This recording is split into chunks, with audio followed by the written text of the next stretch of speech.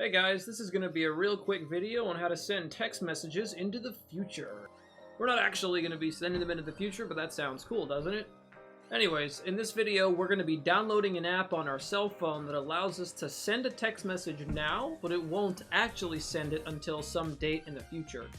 Since I'm recording this on my computer, I'll be on the Google Play Store website, but you can, go on your phone and get these on the App Store. Also, I'm pretty sure they have this for Android and any other iPhone, smartphone devices, or whatever. So all we're going to do is in the search bar type in delayed text message. The one that I use is called Do It Later. It is really nice. If you're on Android, I recommend this one. I'm not sure about iPhone, but yeah. Basically, the way the app works is it allows you to send a text message. You type it out, send it to, or type out who you want to send it to, and then you click send. But it asks you when do you want this to be sent, and you can usually say sometime within the next year.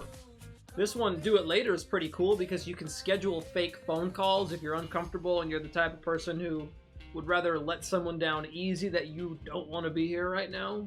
It also allows you to send delayed reminders to yourself and stuff like that. Me and my family like to do family events, but I often forget to remind them, so what I usually do is I send a bunch of delayed text messages to everybody over the course of weeks and months, so they never forget, because they're always being reminded. Little did they know, I sent all that stuff a year ago.